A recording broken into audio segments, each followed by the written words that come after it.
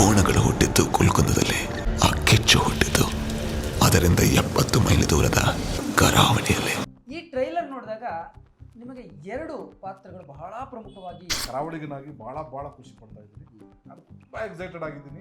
ನನ್ನ look change ಆಗಿದೆ, ಇಲ್ಲಿಂದ ನನ್ನ ಲಕ್ಕು ಕೂಡ ಚೇಂಜ್ ಆಗಿದೆ. ಹೌದು, ಟಕ್ಕಂತ ಬಂದಿದ್ದು ನನಗೆ. ಓಕೆ ಪ್ರಿಪೇರ್ಡ್ ಆಗಿ ಬಂದಿದ್ದಲ್ಲ ಅದು. ಓಕೆ ಲುಕ್ ಕೇಳಿದ ತಕ್ಷಣ ಟಕ್ಕಂತ ಬಟ್ ಅದು ಕರಾವಳಿ ಮಹಾಬಲ ಅನ್ನುವಂತಹ ಪಾತ್ರ ನಿಮಗೆ ಎಷ್ಟು ಸ್ಪೆಷಲ್ ಅಂತ? ಈಗ ಸಿರಿಲಲ್ಲಿ ಹೇಳಿ ಜಾಣೇಶ್ ಅಂತ ಕರೆದ್ರು, Exactly. ಲಾಯರ್ ಗುಣವಂತ ಅಂತ ಕರೆದ್ರು. ಬಹುಶಃ ನನಗೆ ಈ ಸಿನಿಮಾ ಆದಮೇಲೆ ಮಿತ್ರ ಅನ್ನೋ ಹೆಸರು ಹೋಗಿ ಮಾಬಲ ಅನ್ನೋ ಹೆಸರು ಬಂದು ಕರಾವಳಿಗೋಸ್ಕರ ಗೆಟಪ್ಪು Change ಆದ್ಮೇಲೆ ಬೇರೆ ನನಗೆ ಲ್ಯಾಂಡ್ ಲಾರ್ಡ್ ಸಿಕ್ಕಿದ್ದು, ಅದಾದ್ಮೇಲೆ ಮಹಾನ್ ಸಿಕ್ಕಿದ್ದು, ಅದಾದ್ಮೇಲೆ ಲಕ್ಷ್ಮೀಪುತ್ರ ಸಿಕ್ಕಿದ್ದು, ಅದಾದ್ಮೇಲೆ ಕರಳೆ ಸಿಕ್ಕಿದ್ದು. ನನಗೆ ಪ್ರಜ್ವಲ್ ಜೊತೆ ಇರುವಂಥದ್ದು ಭಾಳ ಖುಷಿ. ತುಂಬ ಒಳ್ಳೆ ಗೆಳೆಯರಲ್ಲಿ, ತುಂಬ ಮನಸ್ಸಿಗೆ ಹತ್ತಿರವಾದ ಗೆಳೆಯರಲ್ಲಿ ಅವರು ಕೂಡ. ನೀವೊಂದು ಗಡ್ಡ ಬೆಳಗ ಏಜ್ ಡಿಫ್ರೆನ್ಸ್ ಇಲ್ಲ, we are like friends. Mahavira ಅನ್ನೋ ಒಂದು ಪಾತ್ರ ಇದೆ, ಯಾರು ಮಾಡ್ಬೋದು ಸರ್ ಅಂತ ಕೇಳಿದಾಗ ಒಂದು 3 ಸೂಪರ್ ಸ್ಟಾರ್ ಹೆಸರು ಹೇಳಿದ್ರು ನನಗೆ. ಕನ್ನಡದ ಟಾಪ್ ಸೂಪರ್ ಸ್ಟಾರ್ಗಳ ಹೆಸರು ಹೇಳಿದ್ರು. ಆ ಗೆಟಪ್ ಮುಗಿಸ್ಕೊಂಡು, ಆ ಯಂಗ್ ಗೆಟಪ್ಪಲ್ಲಿ ಇದೆಲ್ಲ ಹಾಕ್ಸಿ ಅವ್ರು ಬಂದು ಕಚ್ಚೆ ಕಟ್ಟಿದ ತಕ್ಷಣ ವಾವ್. ನಮ್ಮ ಸಿದ್ಲಗಿರಿಯವರು, ಪುಟ್ಟಣ್ಣ ಕಣಗಲ್ ಅವರೆಲ್ಲ ಮಾಡ್ತಾ ಇದ್ರು ಅವ್ರ ಮಣ್ಣಿನ ಕಥೆಗಳನ್ನು, ನಮ್ಮ ಜನಪದ ಕಥೆಗಳನ್ನೇ ಮಾಡ್ತಾ ಇದ್ರು. ಅದು ನಮಗೆ ಅರ್ಥ ಆಗ್ತಾ ಇತ್ತು. ಹೋಗ್ತಾ ಸ್ವಲ್ಪ ಕಂಪರೇಟಿವ್ ಆದ ತಕ್ಷಣ ಸ್ವಲ್ಪ ತೆಲುಗು ಶೈಲಿಯ ಸಿನಿಮಾ ಜನರ ಬಾಯಿಗೆ ನಾವು ಆಹಾರ ಆಗಿಬಿಟ್ಟಿದ್ವಿ. ರೋಡ್ ಪೇಜ್ಗಳಲ್ಲಿ ಸುತ್ತಾ ಇದ್ದೀವಿ. ಯಾರಾದರೂ ಒಬ್ರು ಹಿರಿಯರು ಬೇಕು. ಈಗ ನಾನು ಅಂಬರೀಷ್ ಅವರನ್ನು ಭಾಳ ನೆನೆಸ್ಕೊಂಡು ಈ ಸಂದರ್ಭದಲ್ಲಿ ಅವ್ರು ಇದ್ದಿದ್ರೆ, ಹೇಯ್ ಬರ್ರ. ಡೈಲಿ ಮಾಧ್ಯಮ ಫಾಲೋ ಮಾಡಿ, ಮತ್ತೆ ವಿಸಿಟ್ ಮಾಡ್ತೀರಿ. ಸ್ನೇಹಿತರೆ ನಮಸ್ಕಾರ. ಡೈಲಿ ಮಾಧ್ಯಮ ಯೂಟ್ಯೂಬ್ ಚಾನಲ್ಗೆ ನಿಮಗೆಲ್ಲ ಆತ್ಮೀಯ ಸ್ವಾಗತ. ನಾನು ಅಶೋಕ್ ದಾವಣಗೆರೆ. ಕರಾವಳಿ ಇತ್ತೀಚೆಗೆ ಸಿನಿಮಾದ ಟ್ರೈಲರ್ ರಿಲೀಸ್ ಆಯಿತು. ಸಿನಿಮಾ ಇದೇ 24ನೇ ತಾರೀಕು ರಿಲೀಸ್ ಆಗ್ತಾ ಇದೆ. ಬಹಳ ದೊಡ್ಡ ಮಟ್ಟದಲ್ಲಿ ಸಿನಿಮಾ ಸುದ್ದಿ ಆಗ್ತಾ ಇದೆ. ಒಂದು ವಿವಾದ ಒಂದು ಕಡೆ, ಅದನ್ನು ಪಕ್ಕಕ್ಕೆ ಇಡೋಣ. ಆದರೆ ಸಿನಿಮಾ ಬಗ್ಗೆ ನಾವು ಮಾತಾಡಲೇಬೇಕು. ಯಾಕಂದರೆ ಟ್ರೈಲರ್ ನೋಡಿದಾಗ ನಿಮಗೆ ಒಂದು ಅಂದಾಜು ಸಿಕ್ಕಿರುತ್ತೆ, ಈ ಸಿನಿಮಾ ಯಾವ ಸ್ಕೇಲ್ನಲ್ಲಿ ಬರ್ತಾ ಇದೆ, ಸಿನಿಮಾ ಯಾವ ರೀತಿ ಇರುತ್ತೆ, ಕತೆ ಯಾವ ರೀತಿ ಇರುತ್ತೆ, ಪಾತ್ರಗಳ ಯಾವ ರೀತಿ ಇಲ್ಲಿ ಮೂಡಿ ಬಂದಿದೆ, ಇಲ್ಲ ಇದೆಲ್ಲದರ ಒಂದು ಗ್ಲಿಮ್ಸನ್ನು ನೀವು ಟ್ರೈಲರ್ನಲ್ಲಿ ನೋಡಿದ್ರಿ. ಸೊ ಹಾಗಾಗಿ ಕರಾವಳಿ ಸಿನಿಮಾ ನೋಡೋದಕ್ಕೆ ನೀವೆಲ್ಲರೂ ಕೂಡ ಉತ್ಸುಕರಾಗಿದ್ದೀರಿ. ನಾನು ಕೂಡ ಹಾಗೆ ಉತ್ಸುಕನಾಗಿದ್ದೀನಿ. ವಿವಾದ ಎಲ್ಲವನ್ನು ಪಕ್ಕಕ್ಕಿಟ್ಟು ಪ್ರಾಪರ್ ಆಗಿ ಒಂದು ಸಿನಿಮಾದ ವಿಷಯವನ್ನು ಮಾತನಾಡೋಣ. ಕನ್ನಡದಲ್ಲಿ ಒಂದು ಒಳ್ಳೆ ಸಿನಿಮಾ ಬರ್ತಿದೆ ಅಂದಾಗ ಅದ್ರ ಬಗ್ಗೆ ಮಾತನಾಡಬೇಕು, ಆ ಕಂಟೆಂಟ್ ಬಗ್ಗೆ ಮಾತನಾಡಬೇಕು. ಈ ಟ್ರೈಲರ್ ನೋಡಿದಾಗ ನಿಮಗೆ ಎರಡು ಪಾತ್ರಗಳು ಬಹಳ ಪ್ರಮುಖವಾಗಿ, ಅಂದರೆ ಎಲ್ಲ ಪಾತ್ರಗಳ ಬಗ್ಗೆಯೂ ನಾವು ಮಾತಾಡ್ತೀವಿ, ಆದರೆ ಎರಡು ಪಾತ್ರಗಳು ಹೇಳಿದಾಗ ಒಂದು ಮಿತ್ರ ಅವ್ರದ್ದು ಮಹಾಬಲ ಅನ್ನುವಂತಹ ಪಾತ್ರ, ಇನ್ನೊಂದು ರಾಜ್ಬಿ ಶೆಟ್ಟಿ ಅವರ ಪಾತ್ರ ಮಹಾವೀರ್ ಅನ್ನುವಂತಹ ಪಾತ್ರ. ಟ್ರೈಲರ್ನಲ್ಲೇ ಬಂದಿದೆ. ಸೊ ಈಗ ನಮ್ಮ ಜೊತೆ ಈ ಸಿನಿಮಾದಲ್ಲಿ ಮಹಾಬಲ ಪಾತ್ರವನ್ನು ಮಾಡಿರುವಂತಹ ಮಿತ್ರ ಅವರಿದ್ದಾರೆ. ಸರ್ ನಮಸ್ಕಾರ. ಎಂದಿನಂತೆ ನಮ್ಮ ಚಾನಲ್ನಲ್ಲಿ ಆಲ್ರೆಡಿ ಸರ್ದು ಒಂದು 2-3 ಸಂದರ್ಶನಗಳಾಗಿದೆ. ಇದು ನಮ್ಮ ಚಾನಲ್ ಆಗ್ಬಿಟ್ಟಿದೆ. ಡೈಲಿ ಮಾಧ್ಯಮ ಮಿತ್ರನ್ ಮಾಧ್ಯಮ ಆಗ್ಬಿಟ್ಟಿದೆ. ನನ್ನ ಮನೆ ಚಾನಲ್ ಥರ ಆಗಿದೆ ಅದು. ನಿಮ್ಮ ಮೇಲೆ ಇರುವಂಥ ಪ್ರೀತಿ, ನಿಮಗೆ ನನ್ನ ಮೇಲೆ ಇರುವಂಥ ಪ್ರೀತಿ, ಥ್ಯಾಂಕ್ ಯು ಸರ್. ನಮ್ಮನ್ನು ಮತ್ತೆ ಜನರಿಗೆ ಪರಿಚಯ ಮಾಡಿಸೋದಕ್ಕೆ ಥ್ಯಾಂಕ್ಸ್ ಹೇಳ್ತೀನಿ. ಕರಾವಳಿ ಅಂದಾಗ ಏನು ಫಸ್ಟ್ ನಿಮಗೆ ಏನು ಕನೆಕ್ಟ್ ಆಗುತ್ತೆ? ಯಾಕೆ ಕರಾವಳಿ? ಕರಾವಳಿ ಅಂತ ಹೇಳಿದ ತಕ್ಷಣ ನನಗೆ ಫಸ್ಟ್ ಕನೆಕ್ಟ್ ಆಗೋದು ನನ್ನ ಬಾಲ್ಯ. ಓಕೆ. ನಾನು ಕರಾವಳಿಯಲ್ಲೇ ಇದ್ದವನು, ಕರಾವಳಿ ಬ್ಯಾಕ್ಗ್ರೌಂಡಲ್ಲೇ ಬಂದಂಥವನು. ಅಲ್ಲಿಯ ಸಂಸ್ಕೃತಿ, ಸಂಪ್ರದಾಯ, ಅಲ್ಲಿಯ ಆಚಾರ ಎಲ್ಲದರಲ್ಲೂ ಕೂಡ ಭಾಳ ತೊಡಗಿಸ್ಕೊಂಡಿದ್ದೆ. ಅಂತ ಒಂದು ವಿಷಯವನ್ನ ಜಗತ್ತಿಗೆ, ಸಿನಿಮಾದ ಮೂಲಕ ಜಗತ್ತಿಗೆ ಕೊಡುವಂಥ ಒಂದು ಪ್ರಯತ್ನ ಆಗ್ತಾ ಇದ್ದಕ್ಕೆ ನಾನು ಭಾಳ ಕರಾವಳಿಗನಾಗಿ ಭಾಳ ಖುಷಿ ಪಡ್ತಾ ಇದ್ದೀನಿ. ನಾನು ತುಂಬ ಎಕ್ಸೈಟೆಡ್ ಆಗಿದ್ದೀನಿ. ಅಂದರೆ ಇಷ್ಟು ಸಿನಿಮಾಗಳು, ಎಲ್ಲ ಸಿನಿಮಾಗಳಿಂದ ಜಾಸ್ತಿ ಎಕ್ಸೈಟೆಡ್ ಆಗಿದ್ದೀನಿ ಈ ಸಿನಿಮಾಕ್ಕೆ. ನಾನೊಬ್ಬ ಕರಾವಳಿಗನಾಗಿರೋ ಕಾರಣ ಕರಾವಳಿ ಕಥೆಯನ್ನು ಇನ್ನೊಂದು ರೀತಿಯಲ್ಲಿ ಜನರಿಗೆ ರೀಚ್ ಆಗೋದಕ್ಕೆ ತುಂಬ ಎಕ್ಸೈಟ್ ಆಗಿದ್ದೀನಿ. ಓಕೆ. ಸೊ ನೀವು ಮೊನ್ನೆ ಒಂದು ಮಾತು ಹೇಳಿದ್ರಿ, ನನ್ನ ಲುಕ್ ಚೇಂಜ್ ಆಗಿದೆ, ಇಲ್ಲಿಂದ ನನ್ನ ಲಕ್ಕು ಕೂಡ ಚೇಂಜ್ ಆಗಿದೆ. ನನ್ನ ಲಕ್ ಮಾತ್ರ ಅಲ್ಲ, ನನ್ನ ಲಕ್ಕು ಚೇಂಜ್ ಆಗಲಿ ನಿಮ್ಮಲ್ಲರ ಆರೈಕೆ. ಅದು ನಾನು ಮನಸಾರೆ ಅಂದರೆ ಟಕ್ಕಂತ ಬಂದಿದ್ದು ನನಗೆ. ಪ್ರಿಪೇರ್ಡ್ ಆಗಿ ಬಂದಿದ್ದಲ್ಲ ಅದು. ಲುಕ್ ಕೇಳಿದ ತಕ್ಷಣ ಟಕ್ಕಂತ ಬಟ್ ಅದು ಸಾಕಷ್ಟು ಕಡೆ ವೈರಲ್ ಆಗಿದೆ. ಓವರ್ ಕಾನ್ಫಿಡೆನ್ಸ್ ಖಂಡಿತ ಅಲ್ವೇ ಅಲ್ಲ. ಅದೊಂದು ಭಾಳ ಭಕ್ತಿಪೂರ್ವಕವಾಗಿ ನಾನು ಬೇಡ್ಕೊಂಡಿದ್ದು. ಅದು ಮೋಸ್ಟ್ಲಿ ಅಷ್ಟು ಅಂದಿರ್ಬೇಕು ಆ ಟೈಮಲ್ಲಿ, ಲಕ್ ಚೇಂಜ್ ಆಗಿದ್ದು ಅಷ್ಟು ಆಗಿರ್ಬೋದು. ಈ ಸಿನಿಮಾದ ಮೂಲಕ ಇದರಲ್ಲಿ ಕೆಲಸ ಮಾಡಿದಂಥ ಎಲ್ಲರ ಲಕ್ ಚೇಂಜ್ ಆಗಬೇಕು. ಈ ಸಿನಿಮಾ ಗೆದ್ದು ಕನ್ನಡ ಇಂಡಸ್ಟ್ರಿಯ ಲಕ್ಕನ್ನು ಮತ್ತೆ ಚೇಂಜ್ ಮಾಡುವಂಥ ಅವಕಾಶಗಳು ಹೋಗಬೇಕು. ಹಾಸ್ಯ ನಟರಾಗಿ ಸಿನಿಮಾ ಇಂಡಸ್ಟ್ರಿ ಕಾಲಿಟ್ಟು ಅಲ್ಲಿಂದ ಸರಿಸುಮಾರು 23-24 ವರ್ಷಗಳಿಂದ ಸಾಕಷ್ಟು ಪಾತ್ರಗಳನ್ನ ಮಾಡಿದಿರಿ, ನೂರಾರು ಪಾತ್ರಗಳನ್ನ ಮಾಡಿದಿರಿ. ಬಟ್ ಕರಾವಳಿ ಮಹಾಬಲ ಅನ್ನುವಂತಹ ಪಾತ್ರ ನಿಮಗೆ ಎಷ್ಟು ಸ್ಪೆಷಲ್ ಅಂತ ಅನ್ಸುತ್ತೆ? ಎಸ್, ಹಿಂದೆ ಮಾಡಿರೋ ಪಾತ್ರ ಎಲ್ಲ ಥರದ ಪಾತ್ರಗಳನ್ನು ನೀವು ಮಾಡಿದ್ದೀರಿ, ಬಟ್ ಇದೊಂದು ಕಂಪ್ಲೀಟ್ಲಿ ನಿಮ್ಮ ಕರಿಯರ್ಗೆ ಒಂದು ಹೊಸ ರೀತಿಯ ಪಾತ್ರ ಅಂತ ನಾನು ಕೇಳಿದ್ದೀನಿ. ನೀವು ಕೂಡ ಹಲವಾರು ಸಂದರ್ಭಗಳಲ್ಲಿ ಅದ್ರ ಬಗ್ಗೆ ಹೇಳಿದ್ದೀರಿ, ನನಗೆ ಮಹಾಬಲ ಪಾತ್ರ ಬಹಳ ಹೌದು, ಕಾಡಿದಂಥ ಪಾತ್ರ, ನಾವು ನೋಡಿದಂಥ ಪಾತ್ರ. ಓಕೆ ನಾವು ಆ ರೀತಿ ಪಾತ್ರಗಳನ್ನು ತುಂಬ ನೋಡಿದ್ವಿ. ಓಕೆ ಒಂದು ಒಂದು ಗ್ಲೂಮಿ ಆಗಿರುವಂಥ ವ್ಯಕ್ತಿ, ಹ್ಮ್ ತುಂಬ ಏನೋ ವಿಚಾರ ತಲೆಯಲ್ಲಿ ಇರ್ತದೆ ಅವನಿಗೆ, ಬಟ್ ಏನು ಅಂತ ಯಾರಿಗೂ ಗೊತ್ತಾಗಲ್ಲ. ಓಕೆ ಅವನು ವಿಷಕಂಠನ್ ಥರ ವಿಷವನ್ನೆಲ್ಲ ನುಂಗಿ ಹ್ಮ್ ಇರುವಂಥ ಒಂದು ಕ್ಯಾರೆಕ್ಟರ್, ಭಾಳ ತೂಕದ ಪಾತ್ರ. ಹ್ಮ್ ಅಂದರೆ ಸಿನಿಮಾ ಮುಗಿದು ಸುಮಾರು ವರ್ಷ ಆದರೂ ಕೂಡ ಈ ಪಾತ್ರವನ್ನ ಜನ ನೆನೆಸ್ಕೊಂಡು ಹೋಗ್ತಾರೆ, ಮಿತ್ರ ನೆನೆಸ್ಕೊತಾ ಇದ್ದಾರೆ ಬಾಹುಬಲಿನಲ್ಲಿ. ಬಹುಶಃ ನನಗೆ ಈ ಸಿನಿಮಾ ಆದಮೇಲೆ ಈಗ ಸಿನಿಲಲ್ಲಿ ಹೇಳಿ ಜಾಣೇಶ್ ಅಂತ ಕರೆದ್ರು, ಲಾಯರ್ ಗುಣವಂತ ಅಂತ ಕರೆದ್ರು. ಹಂಗೆ ಬಹುಶಃ ನನಗೆ ಈ ಸಿನಿಮಾ ಆದಮೇಲೆ ಮಿತ್ರ ಅನ್ನೋ ಹೆಸರು ಹೋಗಿ ಮಹಾಬಲ ಅನ್ನೋ ಹೆಸರು ಬಂದರೂ ಬರ್ಬೋದು. ಅಷ್ಟರ ಮಟ್ಟಿಗೆ ಕಾಡುವಂಥ ಪಾತ್ರ. ಈ ಕತೆ ಹೇಳುವಾಗಲೇ ನಾನು ಅದನ್ನು ಕಲ್ಪಿಸ್ಕೊಂಡಿದ್ದೆ. ಆ ಬಿಳಿ ಗಡ್ಡದ ಎಲಡಿ ಜಗಿತ ಯಾವುದಕ್ಕೂ ಕೇರ್ ಮಾಡಿದೆ, ನೀಟಾಗಿ ಡ್ರಿಂಕ್ಸ್ ಮಾಡಿಕೊಂಡು ಕೋಣ ಮತ್ತು ಅವನ ಜೀವನ. ಕೋಣ ಮಾತಾಡಲ್ಲ, ಇವನು ಮಾತಾಡ್ತಾನೆ ಅಷ್ಟೇ, ಬಿಟ್ಬಿಟ್ರೆ ಕೋಣನಿಗೂ ಅವನಿಗೂ ಬೇರೆ ಯಾವುದು ವ್ಯತ್ಯಾಸಗಳೇ ಹೇಳ್ದಿರುವಂಥ ಒಂದು ಪಾತ್ರ. ಎರಡು ಜನ್ರೇಷನನ್ನು ಒಂದು ಮಾಡುವಂಥ ಒಂದು ಪಾತ್ರ. ಗುರುದತ್ ಸರ್ ಮತ್ತೆ ಮತ್ತೆ ಹೇಳಿದ್ದಾರೆ, ಸರ್ ಸಿನಿಮಾ ಆದಮೇಲೆ ನೀವು ಮಾತಾಡಬೇಕು, ಸಿನಿಮಾವರೆಗೆ ನೀವು ಮಾತಾಡಬಾರ್ದು ಮಾತು. ಡೈಲಿ ಮಾಧ್ಯಮಕ್ಕೆ ನಾನು ಸ್ಪೆಷಲ್ ಪರ್ಮಿಷನ್ ತಗೊಂಡು ಕೊಡ್ತಾ ಇದ್ದೀನಿ. ಮತ್ತು ಪಾತ್ರದ ಬಗ್ಗೆ ಏನು ಮಾತಾಡಬೇಡಿದ್ರು ಕೂಡ ಹೇಳಿದ್ದಾರೆ. ಅದು ವಿಶೇಷವಾದ ಪಾತ್ರ. ಸಿನಿಮಾ ಮುಗಿದ ಮೇಲೆ ನಿಮ್ಗೆ ಅದು ಗೊತ್ತಾಗುತ್ತೆ. ನನಗೆ ತುಂಬ ಪ್ರಶಂಸೆಗಳು ಪ್ರಶಸ್ತಿಗಳು ಬರುವಂತಹ ಪಾತ್ರ ಅದು ನಮ್ಗೆ ಗೊತ್ತಾಗುತ್ತೆ. ದೊಡ್ಡ ಲೆವೆಲಲ್ಲಿ, ಒಂದು ನ್ಯಾಷನಲ್ ಲೆವೆಲಲ್ಲಿ ಮಾತಾಡುವಂಥ ಪಾತ್ರ ಮಹಾಬಲನ ಪಾತ್ರ. ಬರಲಿ, ಅದಾಗಲಿ ಅಂತ ನಾನು ಆಶಿಸ್ತೀನಿ. ಮಿತ್ರ ಅಂದರೆ ಬರೀ ಹಾಸ್ಯ ಪಾತ್ರಗಳನ್ನ ಅಷ್ಟೇ ಮಾಡ್ಕೊಂಡು ಅದಕ್ಕೆ ಸೀಮಿತ ಆಗದೆ ಈ ರೀತಿ ವಿಭಿನ್ನವಾದಂತಹ ಒಂದಷ್ಟು ಪಾತ್ರಗಳನ್ನ ಇತ್ತೀಚಿನ ದಿನಗಳಲ್ಲಿ ನೀವು ಮಾಡ್ತಾ ಇದ್ದೀರಿ. ಅಂತ ಅವಕಾಶಗಳು ನಿಮಗೆ ಬರ್ತಾ ಇದೆ. ಅದಕ್ಕೆ ಬುನಾದಿ ಆಡಿದ್ದು ಇದು ಯಾವ್ದು ಹೇಳಿ, ಕರಾವಳಿಗೋಸ್ಕರ ಗೆಟಪ್ಪು ಚೇಂಜ್ ಆದ್ಮೇಲೆ ನನಗೆ ಲ್ಯಾಂಡ್ ಲಾರ್ಡ್ ಸಿಕ್ಕಿದ್ದು, ಅದಾದ್ಮೇಲೆ ಮಹಾನ್ ಸಿಕ್ಕಿದ್ದು, ಅದಾದ್ಮೇಲೆ ಲಕ್ಷ್ಮೀಪುತ್ರ ಸಿಕ್ಕಿದ್ದು, ಅದಾದ್ಮೇಲೆ ಕರಳೆ ಸಿಕ್ಕಿದ್ದು. ಇದೆಲ್ಲ ಸಿನಿಮಾಗಳು ಈಗ ಬೇರೆ ಹೊಸ ಸಿನಿಮಾ. ಸರ್ ನೀವು ಗಡ್ಡ ಶೇವ್ ಮಾಡಿಲ್ಲ ತಾನೆ, ಹಂಗೆ ಇದ್ದೀರಲ್ವಾ, ಕತೆ ಬರಿತಾ ಇದ್ದೀವಿ ಸರ್ ಅಂತ ಹೇಳುವಂಥದ್ದು ಎಲ್ಲವೂ ಕೂಡ ಕರಾವಳಿಯಿಂದ ಸ್ಟಾರ್ಟ್ ಆಗಿದ್ದು. ಅಂದರೆ ಗುರುದತ್ ಅವರು ಮಿತ್ರ ಗಡ್ಡ ಬಿಟ್ಟರೆ ಹೆಂಗೆ ಕಾಣಿಸ್ತಾರೆ ನಾನು ಯೋಚನೆ ಮಾಡಿರಲಿಲ್ಲ. ನಾನು ಅಂದ್ಕೊಂಡು ನಾನು ಇನ್ನೂ ಹಂಗೆ ಇದ್ದೀನಿ, ದಿನ ವಾರಕ್ಕೊಂದ್ಸಲ ಕಲರ್ ಆಗ್ತಾ ಇದ್ದೆ, ದಿನ ಕ್ಲೀನ್ ಶೇವು, ಹೋಟೆಲ್ ಏನಾಗಿರ್ಬೇಕು ಹಂಗಿರ್ಬೇಕು ನಾವು. ಬಟ್ ನನ್ನನ್ನು ಈ ರೀತಿ ನೋಡಬೇಕು ಅಂತ ಅವ್ರು ಆಸೆ ಪಟ್ಟರು, ಬಿಟ್ಟರು. ನಾನು ಸ್ವಲ್ಪ ಬೈಕೊಂಡೆ ಅವ್ರನ್ನ, ಏನಪ್ಪ ಹಿಂಗೆ ಮಾಡ್ಬಿಟ್ರೆ ನನ್ನ. ಈಗ ಗಡ್ಡ ಇಲ್ದಿರೋ ನಾನು ಹೆಂಗಪ್ಪ ನೋಡ್ಕೋತೀನಿ ಅಂತ ನನಗೀಗ ಅನಿಸ್ತಾ ಇದೆ. ಫಸ್ಟು ನಾವು ಸಿನಿಮಾ ಮಾಡಿದಾಗ ಅದು ಸಣ್ಣ ಪಾತ್ರ ಬರ್ತೀನಿ, ನಾನು ಈ ಸೀರಿಯಲ್ ಬರ್ತೀನಿ ಕಾಯ್ತಾ ಇರ್ತೀವಿ, ಒಂದು ಎದೆ ಡಬ ಹೊಡಿತಾ ಇರ್ತದಲ್ಲ, ಆಡ್ಬಿಟ್ಟು ಈಗಲೇ ಸ್ಟಾರ್ಟ್ ಆಗಿದೆ. ಮಹಾಬಲನ ಪಾತ್ರ ಜನ ಹೆಂಗೆ ರಿಸೀವ್ ಮಾಡ್ತಾರೆ, ನಾನು ಮಹಾಬಲಾಗಿ ಹೆಂಗೆ ಕಾಣಿಸ್ತೀನಿ ಆ ಸ್ಕ್ರೀನ್ ಮೇಲೆ, ಅದನ್ನ ಜನ ಹೆಂಗೆ ಅದು ಸಿಗುತ್ತೆ, ನನಗೆ ಹೆಂಗೆ ಇಮೋಟ್ ಆಗುತ್ತೆ ಅಂತ ಭಾಳ ಭಾಳ ಉತ್ಸುಕರಾಗಿ ಕಾಯ್ತಾ ಇದ್ದೀನಿ. ಮಹಾಬಲ ಮತ್ತು ಮಹಾವೀರ ಪಾತ್ರ ಇಡೀ ಕಥೆಯಲ್ಲಿ ಒಂದು ಬೇರೆಯದ್ದೇ ಒಂದು ಆಯಾಮವನ್ನು ಕೊಡುವಂತಹ ಪಾತ್ರಗಳು ಅಂತ. ಅದರಲ್ಲಿ ನೀವು ಈ ಸಿನಿಮಾದಲ್ಲಿ ಬಹುತೇಕ ಭಾಗದಲ್ಲಿ ಕಾಣಿಸ್ಕೊಳ್ತೀವಿ ಅಂತ ನನಗನ್ನಿಸ್ತಾ ಇದೆ. ಆಕ್ಚುಲಿ ನನಗೆ ರಾಜ್ ಶೆಟ್ಟರ್ಗಿಂತ ಜಾಸ್ತಿ ಸ್ಕ್ರೀನ್ ಸ್ಪೇಸ್ ನನಗೆ ಜಾಸ್ತಿ ಇದೆ. ಆಲ್ಮೋಸ್ಟ್ ಪ್ರಜ್ವಲ್ ದೇವರಾಜ್ ಅವರಷ್ಟೇ ಅಥವಾ ಅವ್ರಿಗಿಂತಲೂ ಸ್ವಲ್ಪ ಜಾಸ್ತಿ ಸ್ಕ್ರೀನ್ ಸ್ಪೇಸ್ ಇದೆ. ಯಾಕಂದರೆ ನಾನು ಎರಡು ಒಬ್ಬ ಯಂಗ್ ಗೆಟಪ್ಪಲ್ಲೂ ನಾನು ಕಾಣಿಸ್ಕೋತೀನಿ, ಓಲ್ಡ್ ಗೆಟಪ್ಪಲ್ಲಿ ಒಂದು 25 ವರ್ಷ ಆದ್ಮೇಲೂ ಕೂಡ ನಾನು ಕಾಣಿಸ್ಕೋತೀನಿ. ಹಾಗಾಗಿ ಅದೊಂದು ಮಹಾಬಲ ಮತ್ತು ಮಹಾವೀರನ ಮಧ್ಯೆ ನಡೆಯುವಂಥ ಒಂದು ವಿಚಾರಗಳು, ಅದರ ಮಧ್ಯದಲ್ಲಿ ಬರುವಂಥ ಧನಂಜಯ ಅನ್ನೋ ಒಂದು ಕ್ಯಾರೆಕ್ಟರ್ ಭಾಳ, ಅಂದರೆ ನಾವು ಇಲ್ಲಿವರೆಗೆ ಭಾಳ ಕ್ಯೂಟಾಗಿ ಪ್ರಜ್ವಲ್ ದೇವರಾಜ್ ಅವ್ರನ್ನ ನೋಡಿದ್ದೀವಿ, ಕರೆಕ್ಟ್ ಆ್ಯಕ್ಷನಲ್ಲಿ ನಾವು ಅವ್ರನ್ನ ನೋಡಿದ್ದೀವಿ, ಒಂದು ಹಳ್ಳಿ ಸೊಗಡಲ್ಲಿ. ಆಮೇಲೆ ಆ ಮಂಗಳೂರು ಅದಕ್ಕೆ ನೇಟಿವಿಟಿಗೆ ಸೂಟ್ ಆಗೋ ರೀತಿಯಲ್ಲಿ ಆ ವ್ಯಕ್ತಿನ ನೋಡುವ ಇದರಲ್ಲಿ ಅದಕ್ಕೆ ಡೆಡಿಕೇಶನ್ ಇದೆ. ಅವ್ರಿಗೆ ಕಂಬಳ ಹೊಸದು, ಕರೆಕ್ಟ್, ಕರಾವಳಿ ಹೊಸದು, ಕರೆಕ್ಟ್. ಬಟ್ ಈ ಥರ ಒಂದು ಪಂಚೆ ಹಾಕ್ಕೊಂಡು ಆ hair style, short hair style, ಒಂದು ಸೆಟಲ್ಡ್ ಪರ್ಫಾರ್ಮೆನ್ಸು, ಇದೆಲ್ಲವೂ ಕೂಡ ಭಾಳ ಚೆನ್ನಾಗಿ.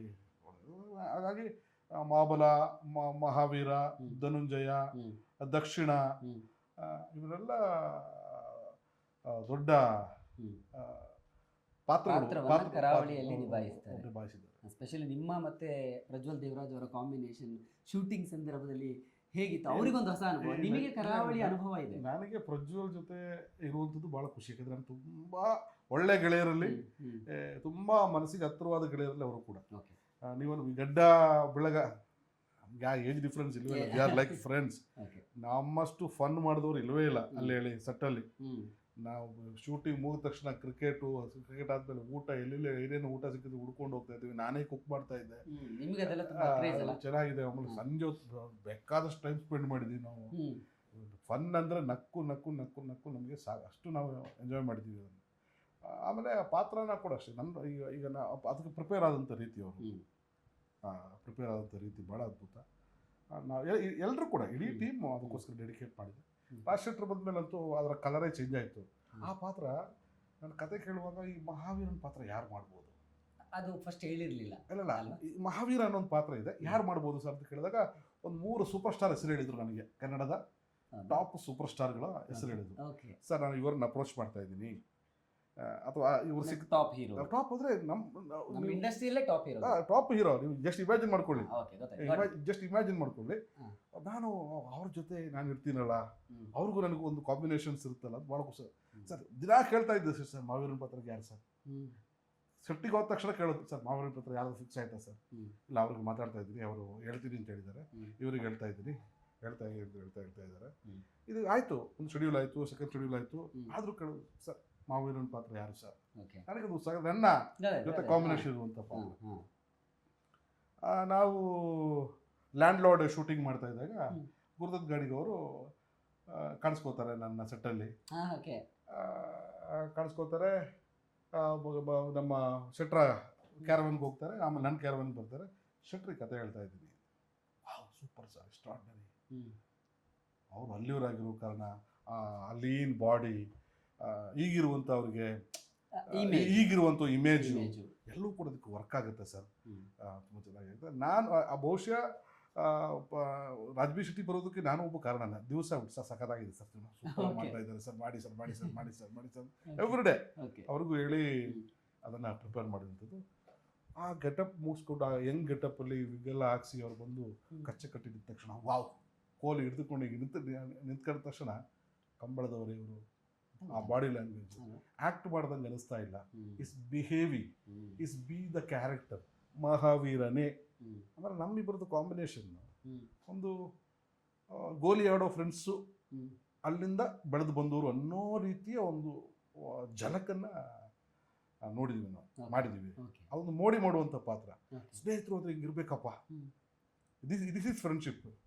ಸಿನಿಮಾ ಮುಗಿದ ಮೇಲೆ ಜನ ಕ್ಯಾರಿ ಮಾಡುವಂಥದ್ದು ಒಂದು ಸ್ಪರ್ಧೆ, ಒಂದು ಸಂಪ್ರದಾಯ, ಒಂದು ಕಂಬಳ, ಒಂದು ಲವ್, ಆಮೇಲೆ ಒಂದು ಸ್ನೇಹ, ಇಷ್ಟನ್ನು ಕೂಡ ಕ್ಯಾರಿ ಮಾಡ್ತಾರೆ. ಇಷ್ಟಗಳ ಸಮ್ಮಿಶ್ರಣವೇ ಕರಾವಳಿ.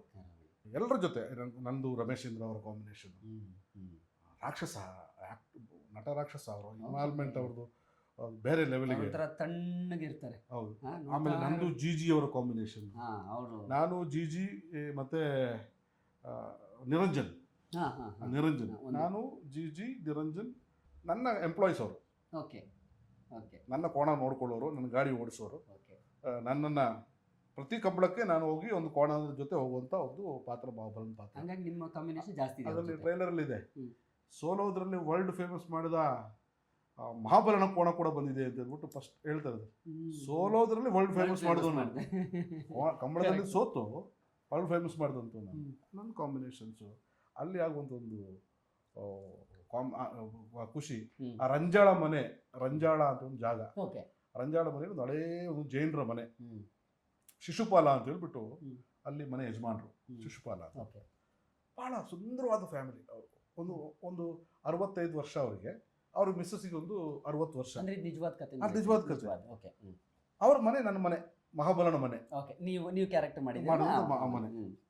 ಅಯ್ಯೋ, ಅವರ ಪ್ರೀತಿ, ಅವರು ಕೊಡುವಂಥ ಊಟ. ನನಗೆ ಒಂದು ದಿವಸ ಮಧ್ಯಾಹ್ನ ಬಾಳೆ ಎಲೆಯಲ್ಲಿ ಅದ್ಭುತವಾದಂಥ ಇದು ಕುಸ್ಲಕ್ಕಿ ಅನ್ನ, ಅದು ಮೊಸರು ಸಾರು, ಉಪ್ಪಿನಕಾಯಿ, ಜೈನರ ರೀತಿ ಊಟ ಮಾಡಿ ಒಂದು ಚಾಪಿ ಹಾಕಿ ನಾ ಮಲಗಿದ ಅಂತ ಹೇಳಿದ್ರೆ, ಸರ್ ನಾನು ನಟನಾಗಿರಲೇ ಇಲ್ಲ. ಪಂಚೆ ಹಾಕ್ಕೊಂಡು, ಚಪ್ಪಲಿ ಇಲ್ಲದೆ, ಲುಂಗಿ ಹಾಕ್ಕೊಂಡು, ಚಪ್ಪಲಿ ಇಲ್ಲದೆ, ಬಾಯಿಗೆ ಎಲೆಡಿಕೆ ಹಾಕ್ಕೊಂಡು ಸುತ್ತ ಇದ್ರೆ ಇವನು ಯಾವನೋ ನಮ್ಮೂರವನೇ ಅನ್ನೋ ಮಟ್ಟಕ್ಕೆ ಆಗಿದೆ.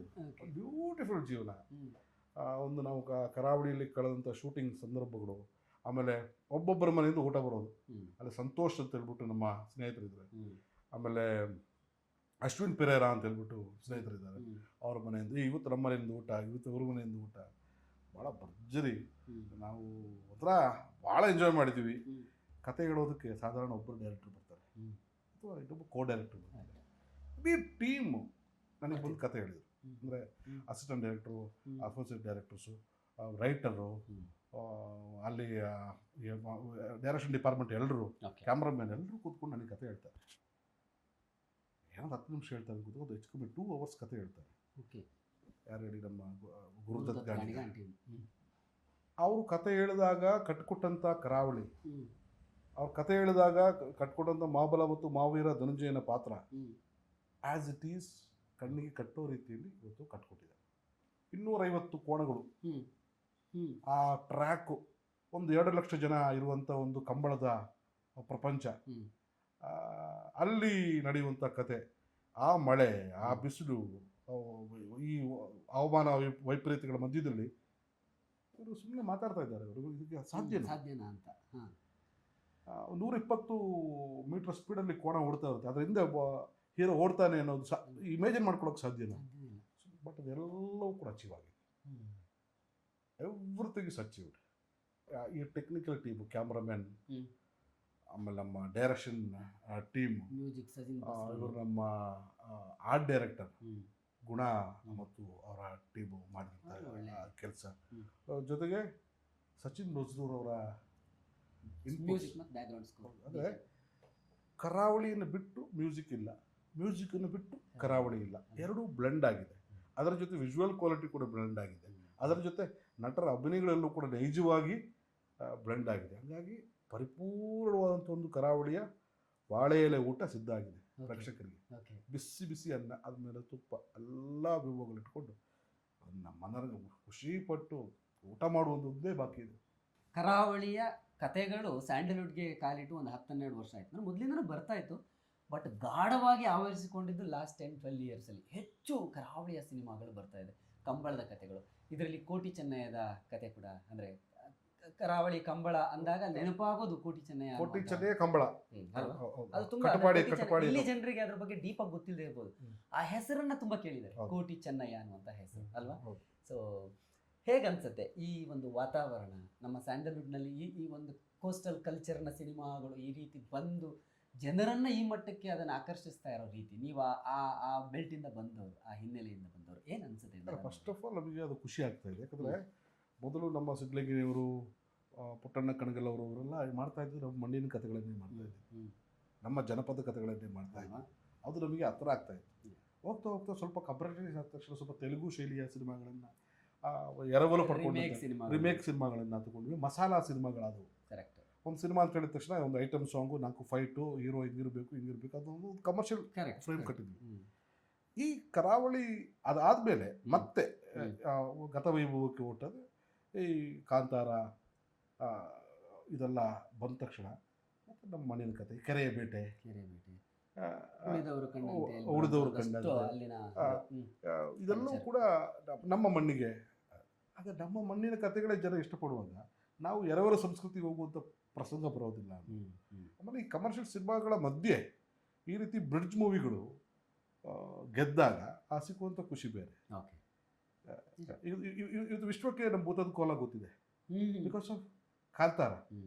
ಭೂತದ ಕೋಲ ಅನ್ನೋದಿದೆ, ಪಂಜುರುಳಿ ಗೊತ್ತಿದೆ, ಜನಪದ ಗೊತ್ತಾಗಿದೆ. ಕರಾವಳಿ ಮೂಲಕ ಕಂಬಳ ಜಗತ್ತು ಅವರಿಗೆ ಗೊತ್ತಾಗ್ತಾ ಇದೆ.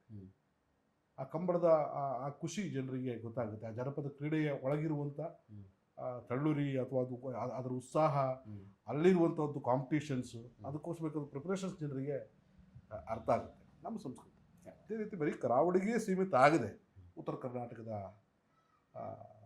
ಕತೆಗಳನ್ನು ಅಥವಾ ಉತ್ತರ ಕನ್ನಡದ ಕತೆಗಳನ್ನು, ನಮ್ಮ ಕನ್ನಡದ ಮಣ್ಣಿನ ಕತೆಗಳನ್ನು ಮತ್ತೆ ಮತ್ತೆ ಬರೋ ರೀತಿಯಲ್ಲಿ ಈ ಯುವಕರು ಉತ್ಸುಕರಾಗಬೇಕು. ಈ ಥರ ಗೆಲುವುಗಳು ಬಂದಾಗ ಉತ್ತೇಜನ ಸಿಗುತ್ತೆ. ನಮ್ಮ ಸಂಸ್ಕೃತಿ, ನಮ್ಮ ಕನ್ನಡ ಪರಂಪರೆ, ನಮ್ಮ ಕನ್ನಡ ಜನಪದ ದೊಡ್ಡದಾಗಿ ಕಾಣಿಸುತ್ತೆ, ಕಮರ್ಷಿಯಲ್ ಫೀಲ್ ಆಗುತ್ತೆ ಅಂತ ನನಗೆ ಅನಿಸ್ತಾ. Exactly correct. ಯಾವುದೋ ಒಂದು ಸೀಮಿತ, ಇದು ಈ ಪ್ರದೇಶ ಇವ್ರಿಗೆ ಮಾತ್ರ ಸೀಮಿತ ಅಂತ ನಾವು ಅದನ್ನು ಸೀಮಿತ ಮಾಡದೆ, ಕರ್ನಾಟಕದಲ್ಲಿರುವಂಥ ಎಲ್ಲ ಕಲ್ಚರ್ಗಳು, ನಾರ್ತ್ ಕರ್ನಾಟಕ ಇರ್ಬೋದು, ಕೋಸ್ಟಲ್ ಇರ್ಬೋದು, ಈ ಕಡೆ ಮೈಸೂರು ಬೆಲ್ಟ್ಗೆ ಹೋದ್ರೆ ಅಲ್ಲೊಂದು ಕಲ್ಚರ್ ಇದೆ, ಬೆಂಗಳೂರಿಗೂ ಬೇರೆ ಮಿಕ್ಸ್ಡ್ ಕಲ್ಚರ್ ಇದೆ.